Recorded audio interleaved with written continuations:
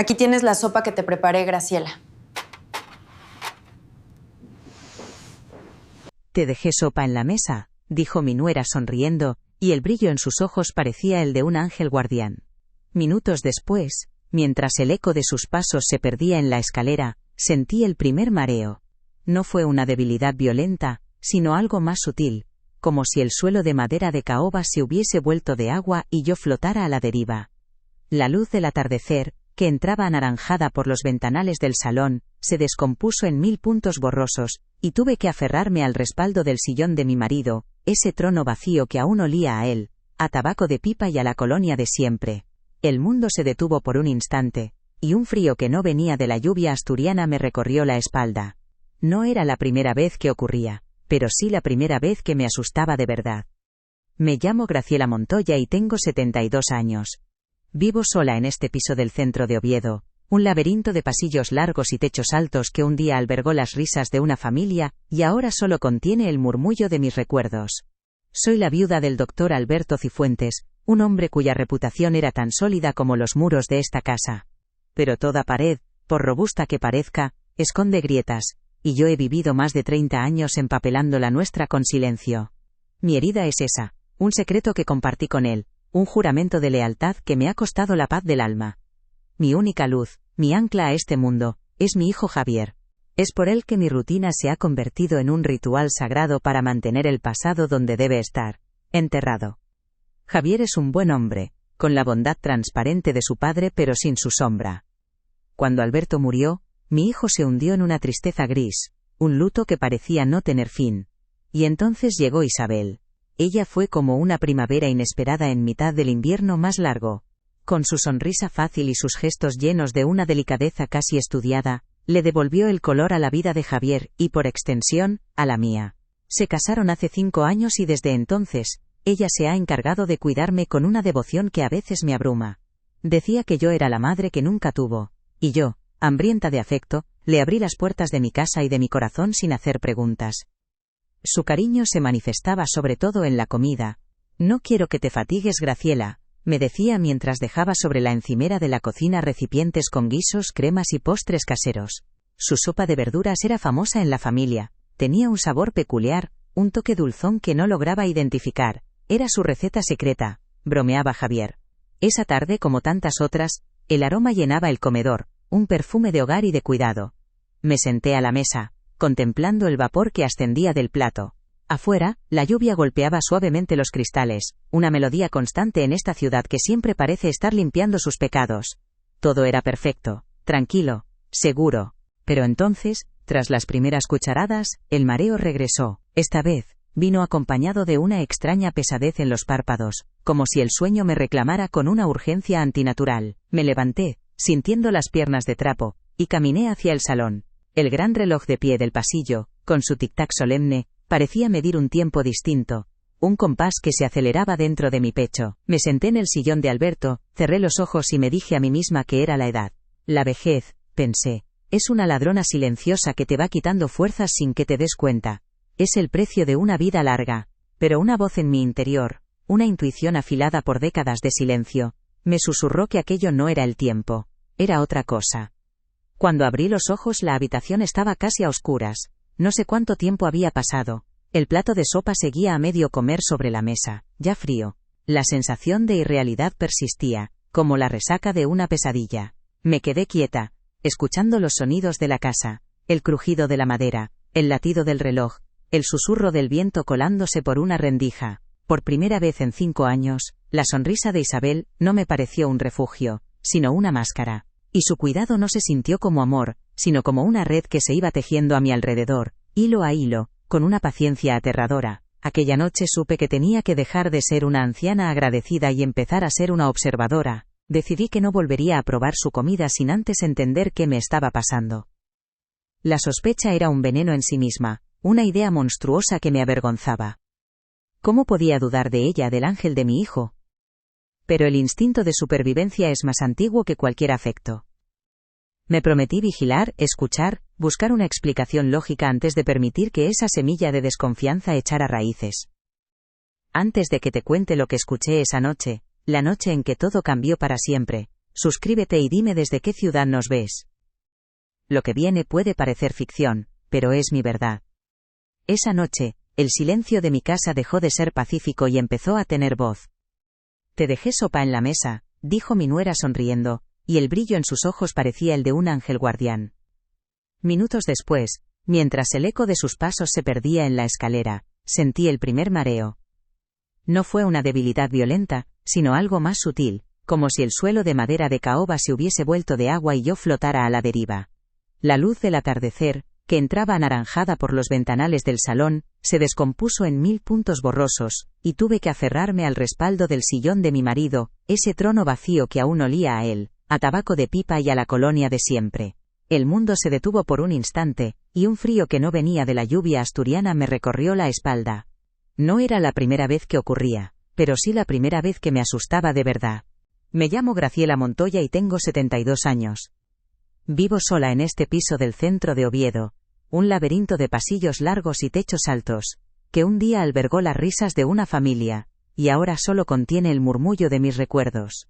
Soy la viuda del doctor Alberto Cifuentes, un hombre cuya reputación era tan sólida como los muros de esta casa, pero toda pared, por robusta que parezca, esconde grietas, y yo he vivido más de 30 años empapelando la nuestra con silencio. Mi herida es esa, un secreto que compartí con él, un juramento de lealtad que me ha costado la paz del alma. Mi única luz, mi ancla a este mundo, es mi hijo Javier. Es por él que mi rutina se ha convertido en un ritual sagrado para mantener el pasado donde debe estar. Enterrado. Javier es un buen hombre, con la bondad transparente de su padre pero sin su sombra. Cuando Alberto murió, mi hijo se hundió en una tristeza gris, un luto que parecía no tener fin. Y entonces llegó Isabel. Ella fue como una primavera inesperada en mitad del invierno más largo. Con su sonrisa fácil y sus gestos llenos de una delicadeza casi estudiada, le devolvió el color a la vida de Javier, y por extensión, a la mía. Se casaron hace 5 años y, desde entonces, ella se ha encargado de cuidarme con una devoción que a veces me abruma. Decía que yo era la madre que nunca tuvo, y yo, hambrienta de afecto, le abrí las puertas de mi casa y de mi corazón sin hacer preguntas. Su cariño se manifestaba, sobre todo en la comida. No quiero que te fatigues, Graciela, me decía mientras dejaba sobre la encimera de la cocina recipientes con guisos, cremas y postres caseros. Su sopa de verduras era famosa en la familia. Tenía un sabor peculiar, un toque dulzón que no lograba identificar. Era su receta secreta, bromeaba Javier. Esa tarde, como tantas otras, el aroma llenaba el comedor, un perfume de hogar y de cuidado. Me senté a la mesa, contemplando el vapor que ascendía del plato. Afuera, la lluvia golpeaba suavemente los cristales, una melodía constante en esta ciudad que siempre parece estar limpiando sus pecados. Todo era perfecto, tranquilo, seguro. Pero entonces, tras las primeras cucharadas, el mareo regresó. Esta vez, vino acompañado de una extraña pesadez en los párpados, como si el sueño me reclamara con una urgencia antinatural. Me levanté, sintiendo las piernas de trapo y caminé hacia el salón. El gran reloj de pie del pasillo, con su tic-tac solemne, parecía medir un tiempo distinto, un compás que se aceleraba dentro de mi pecho. Me senté en el sillón de Alberto, cerré los ojos y me dije a mí misma que era la edad. La vejez, pensé, es una ladrona silenciosa que te va quitando fuerzas sin que te des cuenta. Es el precio de una vida larga. Pero una voz en mi interior, una intuición afilada por décadas de silencio me susurró que aquello no era el tiempo. Era otra cosa. Cuando abrí los ojos, la habitación estaba casi a oscuras. No sé cuánto tiempo había pasado. El plato de sopa seguía a medio comer sobre la mesa, ya frío. La sensación de irrealidad persistía, como la resaca de una pesadilla. Me quedé quieta, escuchando los sonidos de la casa, el crujido de la madera, el latido del reloj, el susurro del viento colándose por una rendija. Por primera vez en 5 años, la sonrisa de Isabel no me pareció un refugio, sino una máscara. Y su cuidado no se sintió como amor, sino como una red que se iba tejiendo a mi alrededor, hilo a hilo, con una paciencia aterradora. Aquella noche supe que tenía que dejar de ser una anciana agradecida, y empezar a ser una observadora. Decidí que no volvería a probar su comida sin antes entender qué me estaba pasando. La sospecha era un veneno en sí misma, una idea monstruosa que me avergonzaba. ¿Cómo podía dudar de ella, del ángel de mi hijo? Pero el instinto de supervivencia es más antiguo que cualquier afecto.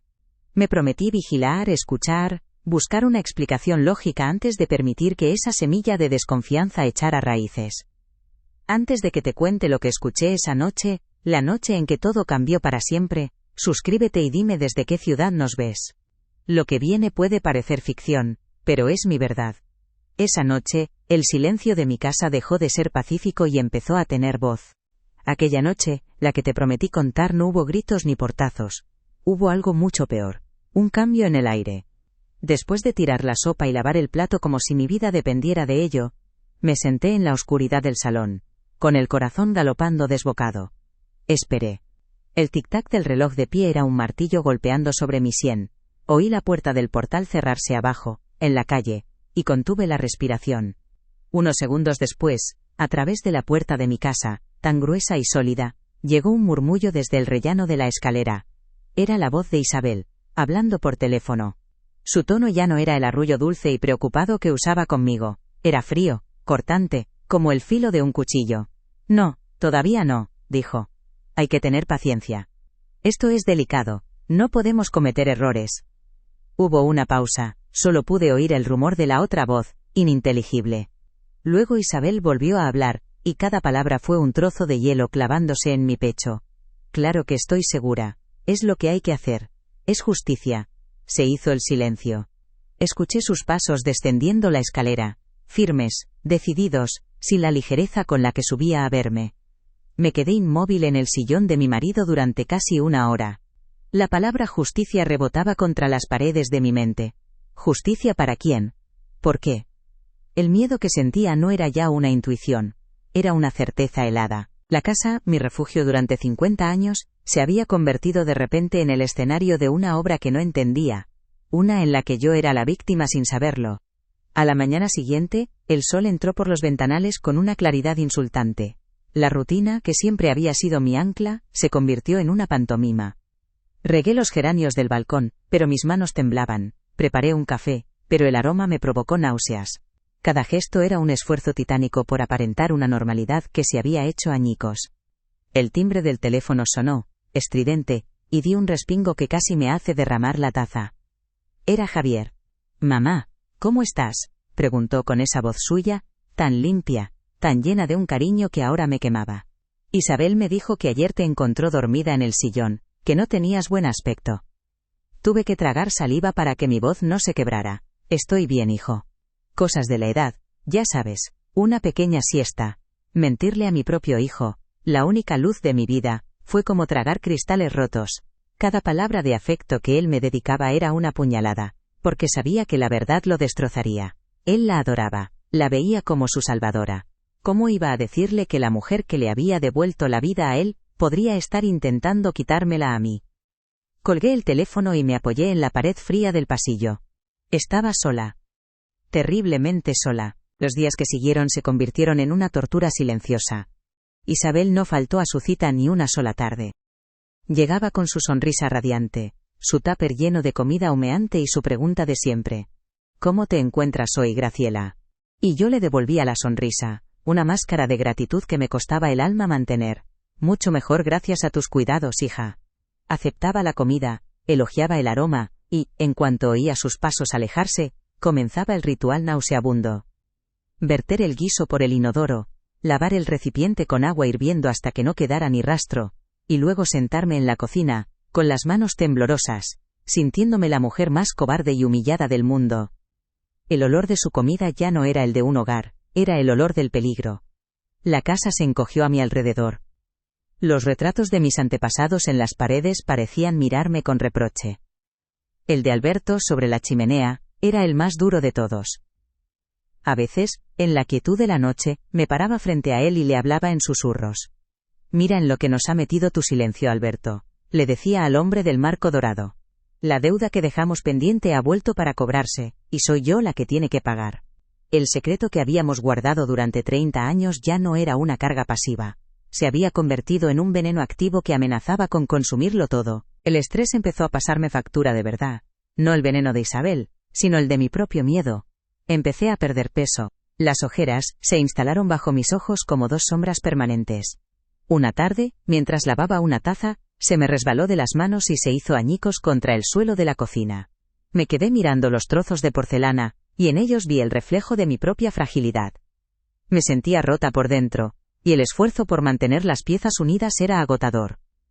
Fue entonces, mientras barría los restos de la taza, cuando una chispa de rabia se encendió en mi interior, una rabia fría y serena.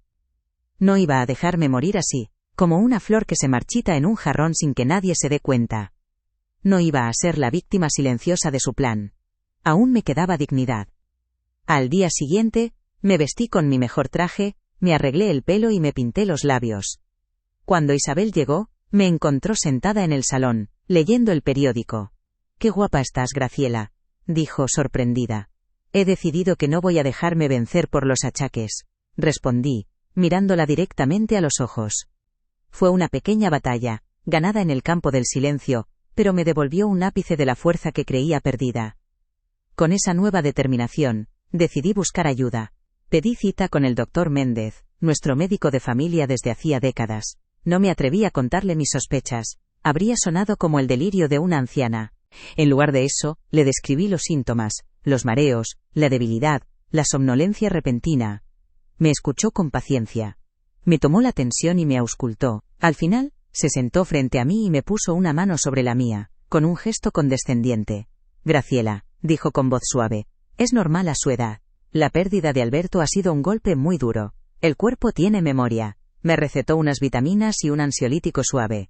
Salí de la consulta con la certeza de que nadie me creería. Para el mundo, yo solo era una viuda triste y vulnerable. Mi verdad era invisible. Caminé sin rumbo bajo la fina lluvia de Oviedo, el orbayú que todo lo empapa. El diagnóstico del doctor Méndez, aunque bien intencionado, era una sentencia. Estaba sola, y mi palabra no valía nada contra la sonrisa de un ángel. Fue al pasar por el escaparate de una tienda de electrónica cuando lo vi. Una cámara de vigilancia diminuta, no más grande que un dedal. Una idea peligrosa, desesperada. Empezó a tomar forma en mi mente. Si nadie iba a escuchar mi voz, tendrían que ver la verdad con sus propios ojos. Si alguna vez sentiste que el silencio duele más que la verdad, deja tu me gusta y quédate conmigo. Lo que descubrí después cambió mi vida. Compré la cámara, pero al llegar a casa y sostenerla en la palma de mi mano, sentí una oleada de ridículo y de vergüenza. Aquel trozo de plástico y cristal era un objeto de otro mundo. Un mundo de espías y películas que no tenía nada que ver con mis geranios y mis tazas de porcelana. Instalarla, revisar las grabaciones, era una proeza tecnológica y emocional para la que no tenía fuerzas. La guardé en el fondo de un cajón, junto a los gemelos de Alberto y un abanico roto. Me sentía derrotada, atrapada entre una sospecha monstruosa y la incapacidad de demostrarla. La soledad de mi piso nunca me había pesado tanto. Era un ataúd de caoba y silencio. Fue entonces, mientras regaba las plantas del balcón, cuando la idea llegó. No fue un relámpago de genialidad, sino un susurro frío, práctico, nacido de la desesperación más pura. Mis geranios. Eran mi orgullo, especialmente uno de ellos, un ejemplar rojo y robusto que Alberto me había regalado en nuestro último aniversario. Sobrevivía a los inviernos más duros. Florecía con una terquedad que yo admiraba. Si algo podía resistir, era esa planta. La miré, y luego miré la puerta, por donde en unas horas entraría Isabel con su sonrisa y su tupper. Y lo supe. Sería mi conejillo de Indias, mi testigo mudo. Aquella tarde, el corazón me latía en la garganta con tanta fuerza que temía que Isabel pudiera oírlo. Recibí el estofado de ternera con una sonrisa que me dolió en los músculos de la cara. «Huele de maravilla, hija. Hoy tengo más apetito», mentí. En cuanto se fue, llevé el recipiente a la cocina, pero en lugar de ir hacia el inodoro, salí al balcón. El aire frío de la tarde me golpeó el rostro. Con manos temblorosas, vertí una parte del guiso en la maceta del geranio rojo, removiendo la tierra con una vieja cuchara para que se mezclara bien. El olor de la carne y las verduras se fundió con el aroma húmedo de la tierra. Me sentí como una criminal, profanando la vida inocente de una planta. Lavé el tupper con un esmero febril y me preparé una simple tostada para cenar. Luego, solo me quedaba esperar. Los 2 días siguientes fueron una tortura. Cada mañana, lo primero que hacía era asomarme al balcón. El primer día, el geranio seguía igual, imponente, con sus hojas de un verde oscuro y brillante. Empecé a dudar de mí misma. Quizás el doctor Méndez tenía razón. Quizás todo estaba en mi cabeza, un delirio senil provocado por el dolor y la soledad. Me sentí estúpida y paranoica. ¿Y si Isabel era realmente un ángel y yo la estaba convirtiendo en un demonio en mi mente? La culpa era un sabor amargo en la boca. El segundo día, noté algo. Una de las hojas inferiores tenía un borde amarillento, casi imperceptible. Podía ser cualquier cosa, falta de sol, un hongo, el propio frío. Pero mi instinto, esa vieja brújula que nunca me había fallado, se puso en alerta. No aparté los ojos de la planta en todo el día. Al tercer día, la verdad me abofeteó. El geranio estaba muriendo. No había otra palabra para describirlo. Las hojas, antes erguidas y firmes, colgaban lacias, amarillas, como si una enfermedad fulminante le hubiera robado el alma. Las flores, de un rojo intenso, habían perdido su color y parecían de papel marchito. Me acerqué y toqué un pétalo. Se deshizo entre mis dedos, convirtiéndose en polvo. El terror se apoderó de mí, un terror tan físico que me dejó sin aire. No era mi imaginación. No era la edad. Era veneno. Un veneno lento, paciente, administrado con una sonrisa. Me apoyé en la barandilla helada del balcón, mirando la calle sin verla. La certeza no trajo alivio, sino una claridad aterradora. Estaba sola en una guerra silenciosa que nadie más podía ver. Ir a la policía con la historia de un geranio muerto era inútil. Se reirían de mí. Contárselo a Javier era imposible. Rompería su mundo en 1000 pedazos y me tomaría por una anciana celosa y trastornada. Isabel había construido una fortaleza de afecto y preocupación a su alrededor, y yo estaba fuera, desarmada. Pero en medio de ese pánico, algo cambió dentro de mí. La mujer asustada que vertía la comida a escondidas empezó a desaparecer, y en su lugar nació otra. Una mujer con la espalda recta y la mirada fría. La viuda del doctor Cifuentes. La que había guardado un secreto durante 30 años para proteger a su familia. Si había podido vivir con ese veneno en el alma, podría luchar contra el que me daban en un plato. Decidí que si Isabel quería jugar yo también sabía hacerlo. Mi debilidad sería mi mejor arma.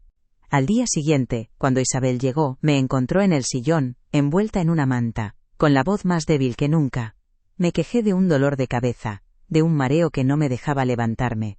Fingí confusión, olvidé su nombre por un instante. La vi observarme, y en sus ojos no había solo la compasión que mostraba siempre. Había algo más. Un brillo fugaz de triunfo, una impaciencia mal disimulada. Creía que su plan estaba funcionando a la perfección. Y yo la dejé creer. Aquella noche, mientras la casa dormía bajo la lluvia, me levanté. Ya no me sentía una víctima, me sentía una investigadora en mi propio crimen. La muerte de mi geranio me había dado una respuesta. El asterisco que asterisco. Pero para sobrevivir, necesitaba encontrar la pregunta más importante, el asterisco ¿por qué asterisco? Y tuve la certeza de que la respuesta no estaba en los ingredientes de una sopa, sino enterrada en algún lugar de esta casa, entre los papeles y los silencios de mi marido. Lo que había en aquella comida era solo el veneno. La raíz de aquel odio era mucho más antigua, y yo estaba a punto de empezar a cavar para encontrarla. Mi primer impulso fue ir al despacho de Alberto. Durante 30 años, una parte de su vida había quedado encerrada en el cajón inferior de su escritorio de caoba, el único que siempre mantenía con llave. Él decía que eran viejos historiales médicos, papeles sin importancia. Yo nunca intenté abrirlo. El respeto, o quizás el miedo a lo que pudiera encontrar, siempre fue más fuerte. Pero ahora, el miedo había cambiado de bando. Encontré la pequeña llave de latón en el fondo de su viejo humidor de puros, un lugar tan obvio que resultaba ingenioso. El cajón se abrió con un gemido seco, liberando un olor a papel viejo, y a un pasado que se negaba a morir. Dentro no había historiales, sino carpetas con recortes de periódico, cartas y un único sobre grueso y amarillento. Todo estaba relacionado con un solo evento, un solo nombre, Ricardo Álvarez. Hojeé los recortes con el corazón en un puño. La prensa local de la época lo había tratado como una tragedia desafortunada. Fallece conocido empresario tras una operación rutinaria. Leí las palabras que conocía de memoria. Las mismas que Alberto me había repetido en susurros durante noches de insomnio. Complicaciones imprevisibles. Reacción anómala a la anestesia. Sin responsabilidad médica. Mentiras. Mentiras que yo había ayudado a sostener con mi silencio. Pero no fue un artículo lo que me heló la sangre. Fue una fotografía en la página de Sociedad, de un periódico de Gijón, publicada una semana después de la muerte. Era una pequeña nota sobre el funeral. En la imagen, Borrosa y granulada por el paso del tiempo, se veía a una mujer rota por el dolor, sostenida por 2 hombres. A su lado, agarrada a su falda negra, había una niña. Tendría unos 8 o 9 años, con 2 trenzas oscuras y un lazo blanco torcido. La niña no lloraba. Miraba directamente a la cámara con una expresión de una gravedad impropia de su edad. Y entonces los vi. Sus ojos. Unos ojos grandes, oscuros, llenos de una furia silenciosa que el fotógrafo había capturado sin saberlo. Eran los mismos ojos de Isabel. El aire se escapó de mis pulmones. Tuve que sentarme en el suelo del despacho, con la fotografía temblando en mi mano. Todo encajó en su sitio con la violencia de un tren descarrilado. Isabel Álvarez. La hija de Ricardo Álvarez. Su matrimonio con mi hijo no había sido una casualidad. Su devoción hacia mí no era cariño. Era una obra de teatro macabra, un plan de venganza cocinado a fuego lento durante 30 años. Cada sonrisa, cada plato de comida, cada gesto de afecto, era un paso más en su camino hacia una justicia torcida y terrible. La palabra que le oí susurrar en la escalera, justicia, resonó en mi cabeza como un disparo. Cerré el cajón y volví a colocar la llave en su sitio. Me movía como una autómata. Salí a la calle sin abrigo, bajo la llovizna fina que lo empapaba todo. Necesitaba aire, necesitaba escapar de las paredes de esa casa que ahora se sentían cómplices de la mentira. Caminé por las calles de Oviedo sin rumbo viendo a la gente pasar, familias riendo, parejas de la mano. Un mundo normal que a mí me había sido arrebatado. El veneno de Isabel ya no era lo que más me asustaba. Lo que me aterraba era la profundidad de su dolor, un dolor tan inmenso, que la había convertido en un monstruo paciente. Volví a casa empapada y tiritando pero con una claridad nueva y terrible. La mujer asustada que temía por su vida había muerto en aquel despacho. En su lugar, había nacido otra Graciela. Una que entendía que esta guerra no era solo por mi supervivencia, sino por la verdad. Una verdad que le debía a esa niña de la foto, aunque ahora fuera mi verdugo. Y sobre todo, una verdad que le debía a mi hijo. Atrapado en el centro de una red de odio que él no podía ni imaginar. Mi primer acto de guerra fue desenterrar aquella pequeña cámara de vigilancia que había comprado por impulso. Al sacarla del cajón ya no me pareció un objeto ridículo, sino la única herramienta que tenía. Mis manos, que antes temblaban al servirme un vaso de agua, ahora estaban firmes. La torpeza tecnológica que tanto me frustraba dio paso a una concentración absoluta. Leí las instrucciones con una lupa, una y otra vez, hasta que cada paso quedó grabado en mi memoria.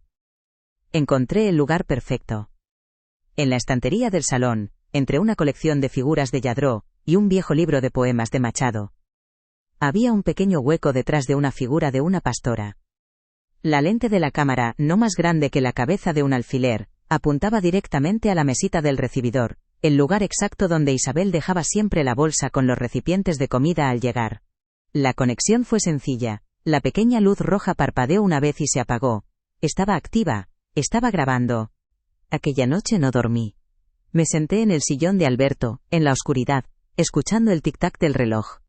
El silencio de la casa ya no era opresivo, sino tenso, como el aire antes de una tormenta. Contemplé el retrato de mi marido sobre la chimenea. Su rostro sereno, el del respetado doctor Cifuentes, era una máscara. Tu silencio nos ha condenado a todos, Alberto, le susurré a la pintura. Pero se acabó.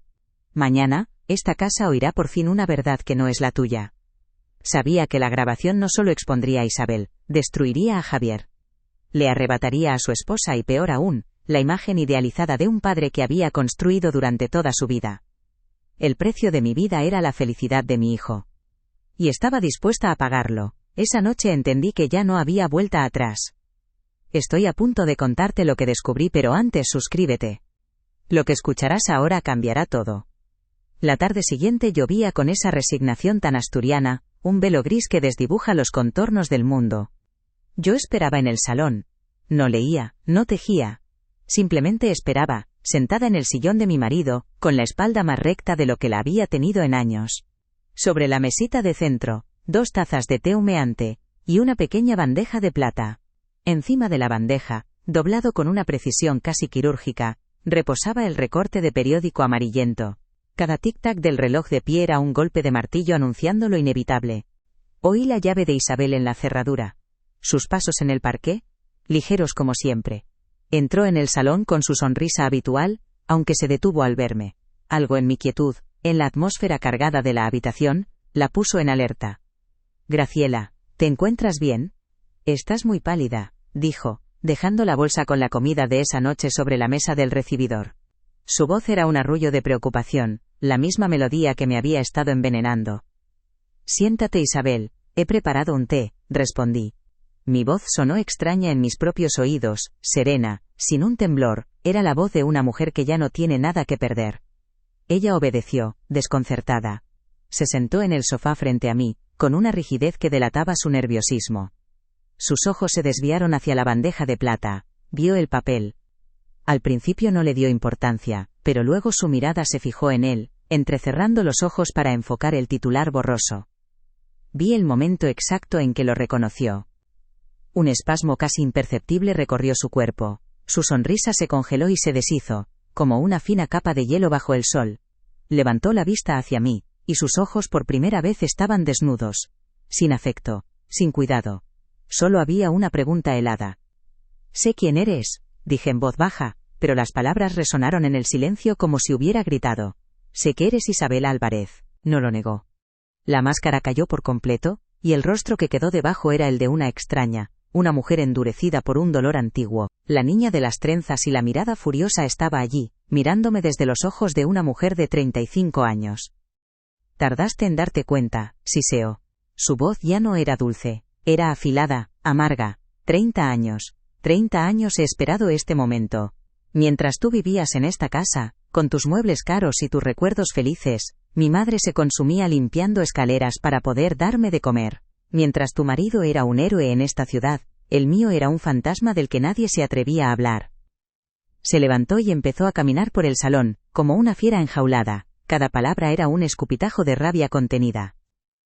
¿Sabes lo que es crecer escuchando a tu madre llorar por las noches? ¿Sabes lo que es que te señalen en el colegio como la hija del hombre que tuvo la mala suerte de morir? No fue mala suerte, fue tu marido.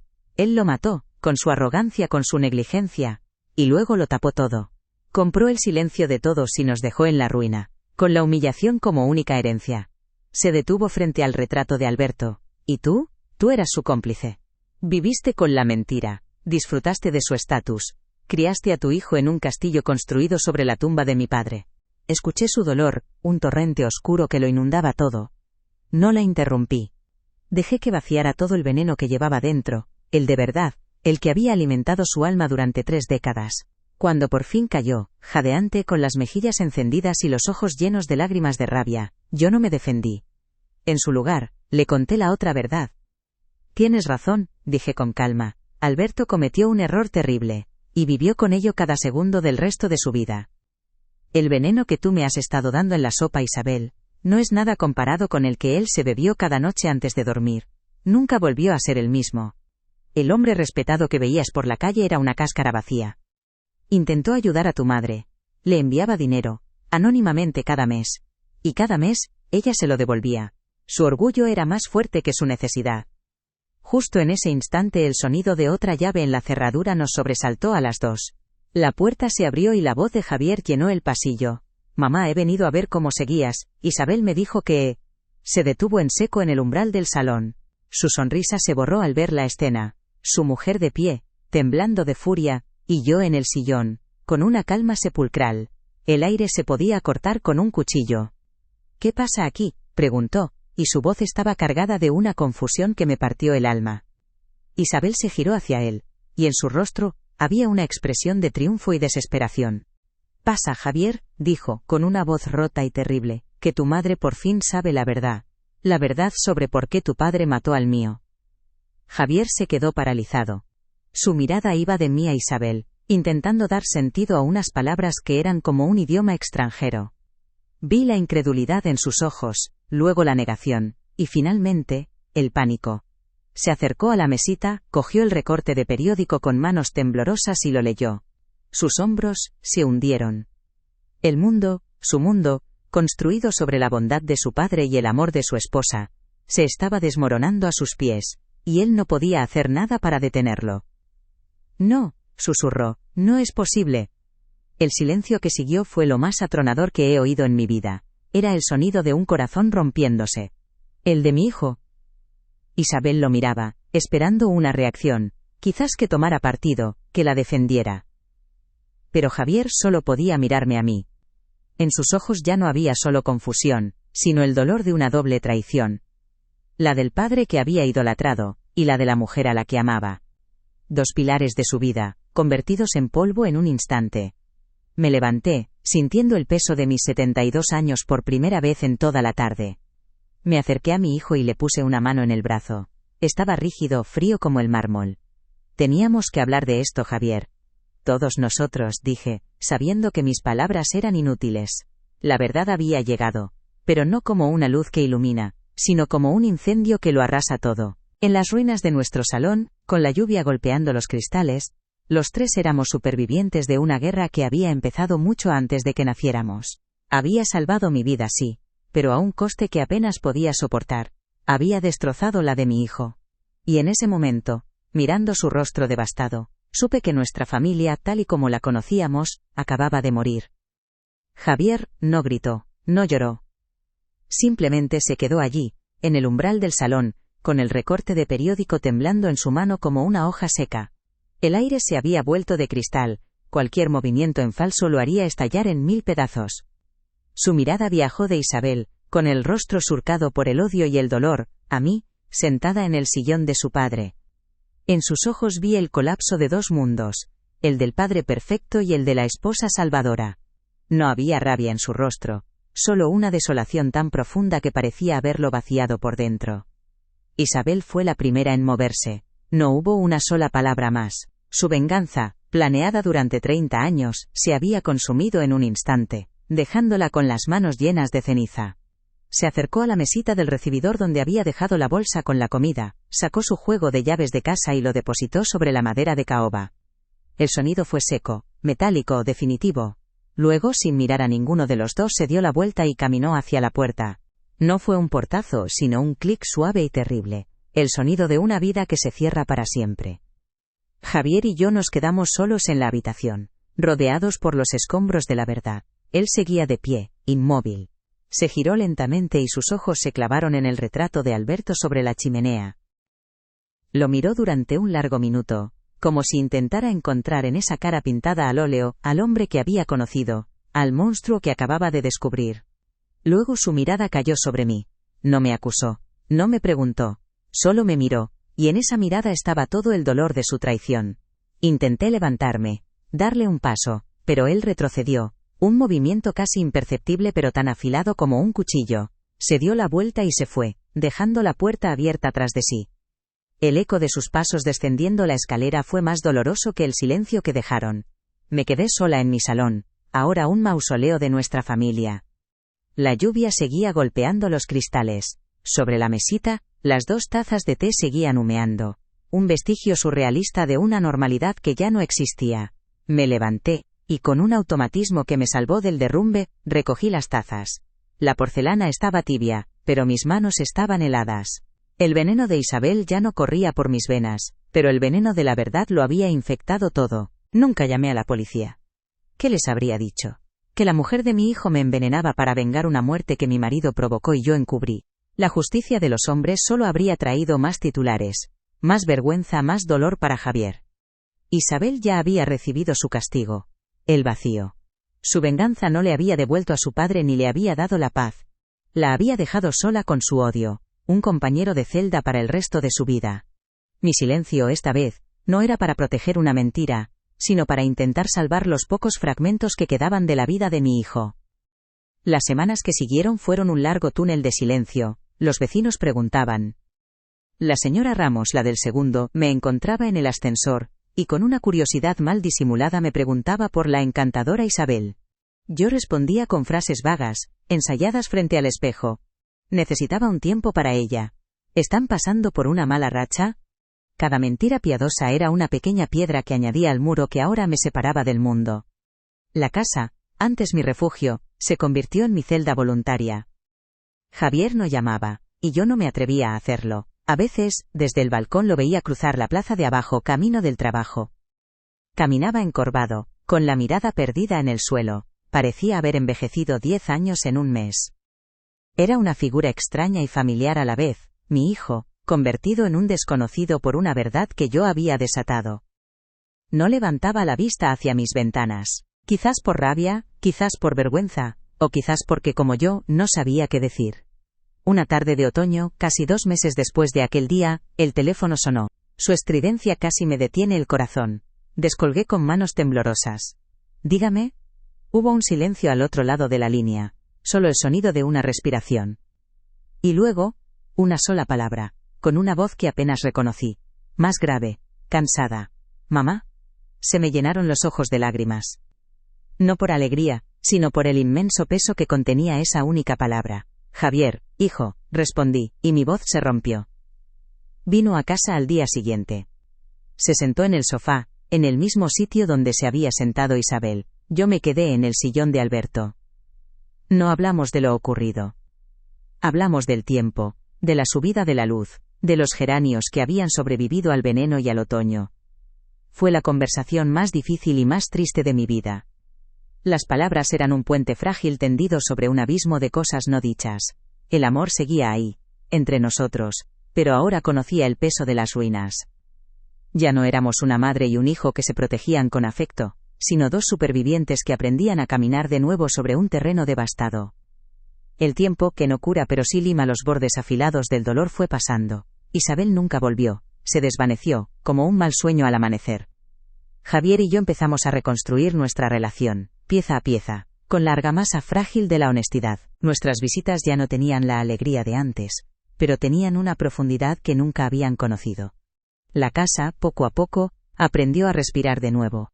Ya no olía a secretos sino a una paz melancólica, la paz de los que han sobrevivido a la guerra, y saben que las cicatrices forman parte del nuevo paisaje.